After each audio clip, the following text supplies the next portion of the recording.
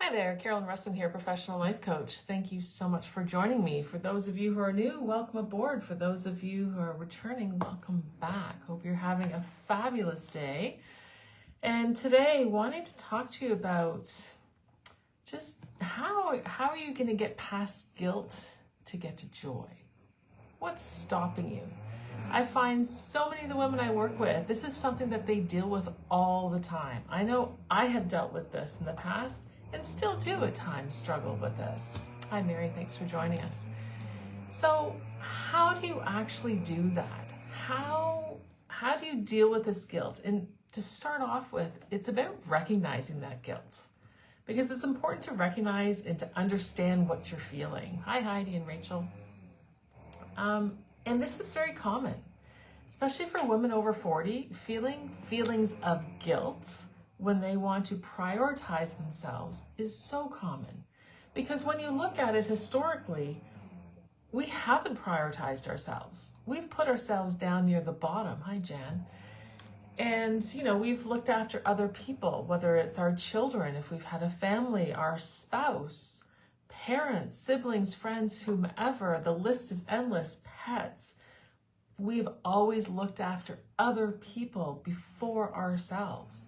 And it's a pattern, it's an ingrained pattern. Historically, this has been an ingrained pattern because as the woman, we are more nurturing. We look after other people, for the vast majority of times. And especially if you have children, this is the pattern you get into. Hi, Catherine. And so knowing this is an ingrained pattern, like even when you think about it, sorry, I'm just jumping all over here. When you were little, as a little girl, did you play with dolls or Barbies? These things were bought for us because we would like these. These are nurturing things. Even as a little girl, chances are you were taught how to nurture. And this is what we've done for most of our lives. Hi, Jojo. So how do we now pivot without feeling guilty? And a lot of the times, this guilt is totally put on by ourselves. But at the same time, we have trained other people in our lives to count on us all the time. So it's comfortable for them. If we suddenly want to change things up, they're like, whoa, wait a second. But mom, or but you always did this before. And so it makes other people uncomfortable, but that's okay. But this is the tough part. This is where people really struggle. It's when they start to prioritize themselves or begin to create some boundaries, and then they get pushed back, and then it's like, oh, this doesn't feel good. I feel guilty, I feel uncomfortable, whatever that feeling is, and then they go back to what they did. And it's a cycle because you go back to what you did and you neglect yourself, you don't look after yourself, and then you get kind of pissed off and think, but wait a second, why can't I look after myself? And then you're like, no, I'm going to do this. And you start to put these pieces into place again of prioritizing yourself and setting those boundaries with other people. And again, you get pushback. And so it's this cycle that people find themselves in, and people get angry and people get resentful. Why can't I prioritize myself? Hi, Helen. And the other people in your life are like, what the heck is going on with them? They used to always do this for me. Oh, so you know what? Yeah, they're going to go through this phase again of, yeah, they want to do this for themselves. Just give them a moment or two and then they'll go back. It's a pattern that we create, and it's a cycle that's not healthy. Hi, Barbara. So that's something that I help women with all the time, is how do we break that cycle so that, yes, you can get past the guilt and you can start to move forward to prioritize yourself consistently. Because when other people in your world see that you mean this, you're going to be consistent because you deserve this, then they will start to support you. They won't give you the pushback once they see that, oh no, like she's serious about this. No, this is important to her. Oh, okay, we'll respect this. But you're not going to get that initially. And so that's when we get this pushback and we get into this cycle And it's not healthy. And it's where so many women live. Give me a thumbs up if this is you. If you're like, oh my goodness, Carolyn, yes, I've tried this. I've tried to put in boundaries. I get pushback and it feels icky. It feels uncomfortable. I feel guilty. And so I go back to the way I was. And then it's safer, it's more comfortable, but it's not healthy. And I just continue in this cycle. So it's looking at that whole guilt and understanding the why behind it. That's really, really important. But the next thing I want to look at is the cost of neglect. Because there's a cost for everything. Whether you're moving forward, moving backwards, staying the same, there's a cost. And whether it's a financial cost, whether it's an emotional cost, whether it's a physical cost, there's always a cost involved. And what I want you to do right now is just take a moment, even close your eyes if this makes it easier. And I want you to envision what your life is going to look like 5 years from now if nothing changes. If your life is exactly the same as where you are right now, 5 years from now, how is that going to feel? Is that something you're going to be hopeful and excited about? Or is it, oh my God, Carolyn, that can't happen. Like, things have to change. You know, comment below, change. If this is like, oh my, that otherwise, like 5 years from now, I can't even imagine what that would be like. So it's in visualizing that. And then it's also, okay, what if you do the opposite? What if, again, you close your eyes and you imagine, if you could wave a magic wand, what would your life look like 5 years from now? If you could do anything, if you could change anything about yourself, hi Maureen, what would your life look like?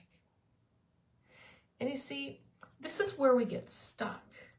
Because when we're only thinking about all the things that are going wrong, that's what we see. That's what we focus on. And so therefore we see more of it.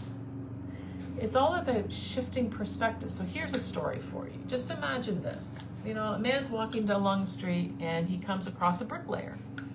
This bricklayer is laying bricks and whatnot. And the man stops him and says, hey, how you doing? Good, good, good. What are you building here? And the bricklayer says, I don't know. I'm just laying my bricks. I'm doing what I'm supposed to do. Putting in my time. Okay? The man keeps walking down the street. A little further along, he comes across another bricklayer. He's also laying his bricks, and he stops. He says hi to the guy, and what is it you're building? And this man says, hold on, let me tell you.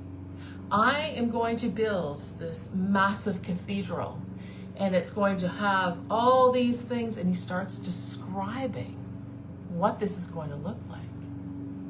So you can feel, even in the energy, how these two different bricklayers feel about their lives.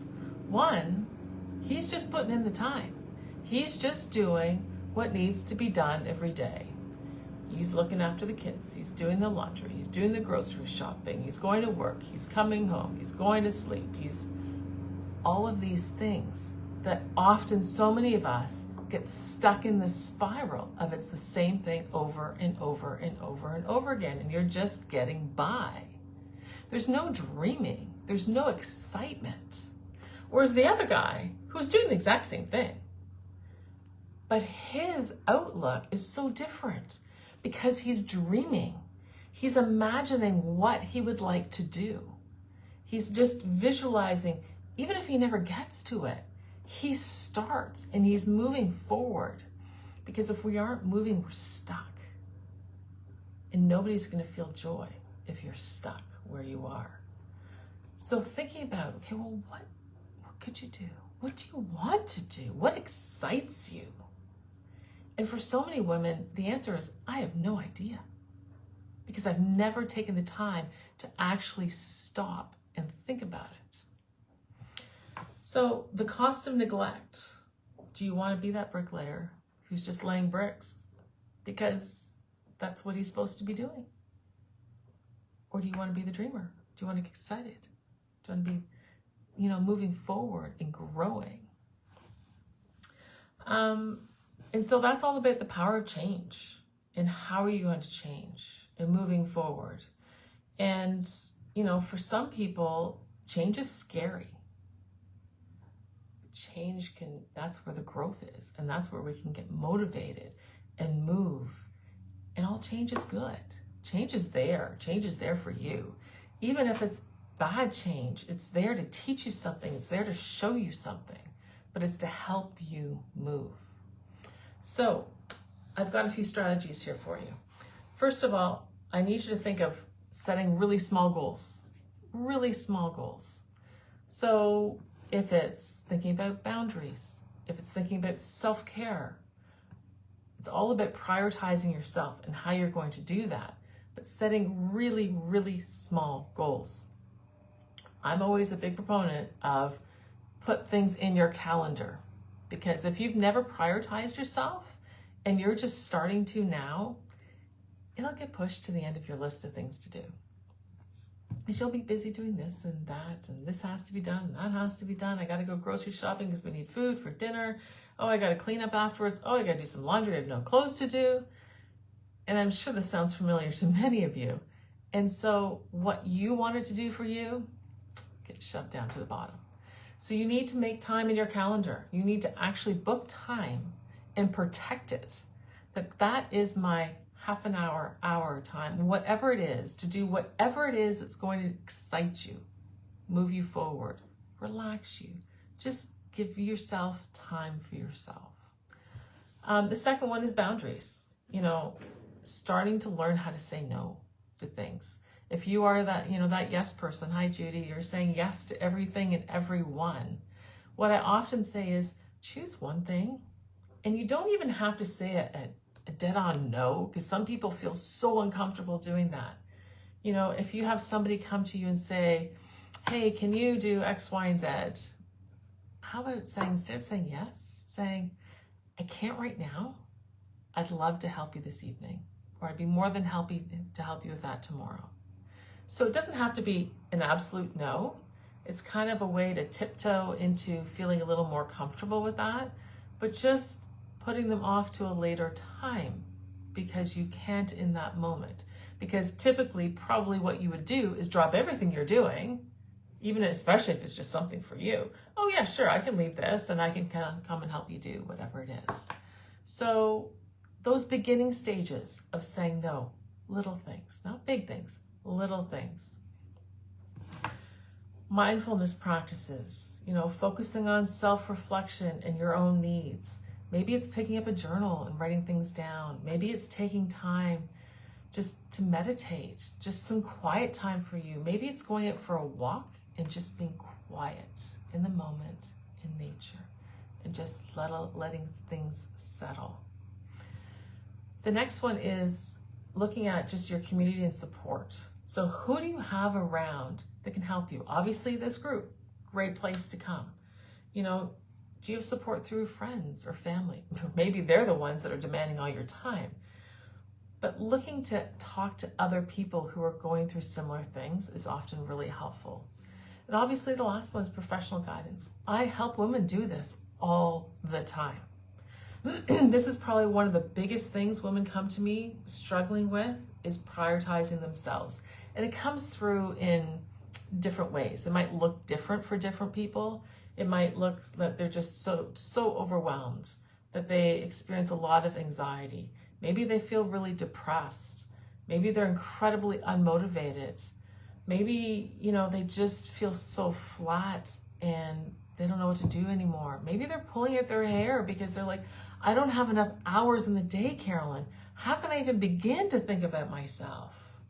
It all comes down to the same thing. Prioritizing yourself and dealing with that guilt. So if this is something that you would like to talk more about, if this is something that you would like to know, okay, if I were to work with you, what would that look like? How could you help me?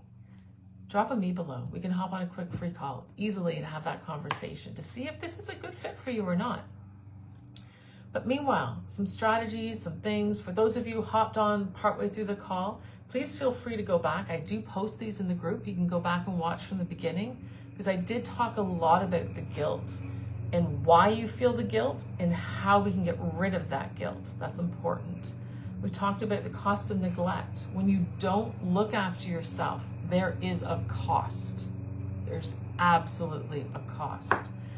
And looking at changing, how you can change and move forward. And I gave you 5 strategies, setting small goals, looking at boundaries, your mindfulness and reflection, looking for support, within your community, your friends and family, or professional guidance. So hopefully this is helpful. I would love to hear your thoughts below.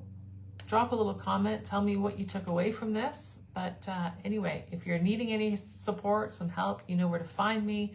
Have a fabulous day. Oh, and if you're watching this in replay, type replay below. Have a great day.